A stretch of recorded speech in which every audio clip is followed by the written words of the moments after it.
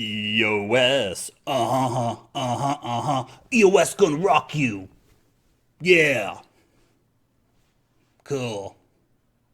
So much has been happening recently over at EOS. I want to take a few minutes to dive in and see what is going on with the network, what is going on with the ecosystem overall, and of course, because it's EOS, what are some of the most recent controversies around EOS? Well, let's start off with who is a really big fan of EOS, and that is China's Center for Information and Industry Development, currently ranking EOS as the #1 blockchain platform. That's cool. Big fans over there, I see. The daily activity on the EOS blockchain is way ahead of other chains at the moment. We also see a lot of users coming in to use EOS-based dapps. And now speaking of EOS-based dapps, we have seen a lot happening when it comes to EOS dApp development. Of course, for example, we have Everpedia. Now they're currently working on improving user experience and expanding their blockchain ecosystem, working on a new user interface, more languages to be added to the platform, and new dApps under development for Everpedia. And there are so many different dApps that are being built on EOS right now. Now, a lot of the biggest ones that are getting the most users, gambling dApps. Yay, gambling. Woo! EOS Dice, EOS Poker, EOS Bet. So often, we see new technology starting at the fringes, the porn industry, the gambling industry. No surprises here to see some of the biggest dApps right now on EOS being gambling. We also have games though like EOS Nights. A few users are out using that. I'm really excited about what's to come soon though. One of them is called Sense. Now, Sense is basically a decentralized encrypted messaging service. I'm hoping to get Crystal on soon to actually talk about this, but this is being developed by Crystal Rose, Brock Pierce's wife. Obviously, this is going to have a lot of backing from not only big money, but also Block One and the whole EOS ecosystem. So this could really be a game changer in terms of finally finding a dApp that gets a lot of users. Imagine WhatsApp, but better. That's what Sense might be. But we have to actually wait and see for it to get launched, to get some users to know how it's actually going to interact in the real world. Obviously, Bancor has been big behind EOS. They have Bancor X, which is a decentralized EOS token exchange. Talk of BitShares on EOS, STEEMIT 2.0 on EOS. Gaming is coming in a big way right now. We have a team which formerly worked at Activision who are working on developing games on EOS. Decentralized Uber called Eva. We have Karma, which is a charity app. So there's a dApp explosion happening right now over on EOS. And that's very exciting because that means that users are going to come in to EOS, which is great. We just had the end of the EOS Global Hackathon as well, which means that we can be expecting even more dApps coming in the very near future.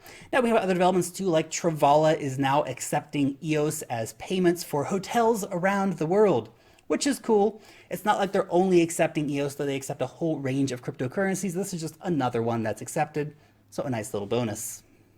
Huobi, who is one of the biggest block producers in EOS, is expanding their range of options in terms of what is available on exchange offerings. They're opening up contract trading so you can have longs and shorts on EOS. They're also, very excitingly, going to be opening an EOS-based cryptocurrency exchange in Q1 of 2019. So look for that to be launching here in the very near future, which of course will give a whole next level, again, of liquidity for EOS and EOS-based tokens. Now, I know what you're thinking.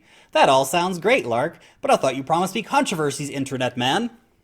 Well, I did. There always seems to be something happening over at EOS, and look, it's really important to have these open, honest conversations about what is happening on a given blockchain. Running away from these things doesn't make anything better. And you have to remember too that EOS is currently really still very experimental in terms of their governance and working out their reward systems and all these different things. So you have to keep that in mind. We're still working through this on EOS. So the first one, users have been reporting that they're running out of CPU. So if you're a very high frequency user, you might actually run into problems in terms of being able to interact with the different dApps on EOS because you run out of CPU. That's not ideal by any means. And not a lot of users have been reporting this, but still, there have been reports of it happening, so that is something definitely that EOS has to move beyond in order to welcome in lots of mainstream users. Because I don't have to worry about that on Facebook, I just go and click. I'm done. No secondary thoughts, right? An EOS block producer called Start EOS announced that they would be incentivizing voters to vote for them by rewarding them with EOS tokens. Now, the only problem with buying votes is that goes against the EOS constitution. Oops. So obviously they're not able to do that, but let's keep it real. Even though Start EOS has then had to backtrack on their statements, these kind of deals are gonna be happening. They just are. And even though you can't publicize it for every Joe and Jane to get in, if you know a big EOS whale and you're a block producer, you just go and say to that whale, hey whale, why don't you vote for me? And I'll, just through some background accounts here, make sure you get paid. I don't even have to pay you in EOS. I can pay you in Bitcoin or Monero or something. You just never know what actually happens in the end. So yes, these things will be happening, even though it is forbidden in the Constitution. It's human nature. Hard to prevent. EOS block producers, though, more importantly, running at a loss based on the current market price. The break-even price for an EOS block producer, above $4. We're not there right now. And that creates a lot of problems for the block producers because you can only run at a loss for so many months. If we are in a very, very long bear trend, let's say a year or 2 years, will it be sustainable? Now, I don't think we're going to be in a bear market for that long, but if we are, who is going to keep producing those blocks? Somebody will. Who will be? They're all good. Bancor, they're all good. They can probably sustain losses for 2 or 3 years running straight. No worries. Some of the smaller block producers, though, might be in big trouble. Again, EOS, experimental. Let's see what happens, right? Perhaps the most interesting development recently in EOS is Talos. Now, Talos is actually a new blockchain based on the EOS code. Community splitting up already, unfortunately. So yes, a small portion of the community went off and created Telos using the EOS code.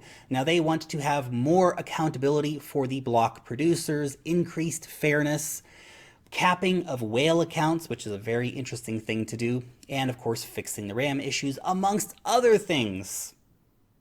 It's curious, without a doubt. Look, there's a lot of forking going on.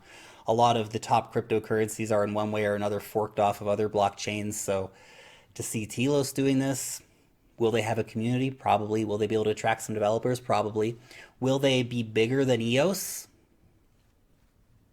I don't think so. You have to keep in mind, Block 1 still has that $4 billion war chest. That's a lot of money. The Telos guys don't have that. So it may be a community project, but it is curious to see that there are these deep divisions already within the community, but that's blockchain. That's human greed. That's all this stuff coming together. Again, EOS is experimental in so many ways in government, monetary policy, etc., etc. To see these kind of serious disagreements happening, I'm not surprised. And I don't think anyone else should be either. A lot of people love to FUD the crap out of EOS. Some of it's deserved, some of it's not deserved. But the experiment continues, and it's very interesting to see. I'm certainly curious to see where EOS will continue to move in the future, because it does have the possibility of being able to launch perhaps some much bigger and more robust dApps than other blockchains can. We shall have to wait and see what the future holds for EOS. Anyway, I would love to know your thoughts on the current state of EOS and the EOS ecosystem down below in the comment section. Thank you so much for watching today's video. You guys are super awesome. You're the reason I come out here every day and make these videos. So thank you so much for continuing to support the channel. If you enjoyed this video, leave a thumbs up on it. If you are new around here, subscribe to the channel. If you want to know when I put out a new video, hit that notification bell. down below. Long live the blockchain, and peace out till next time.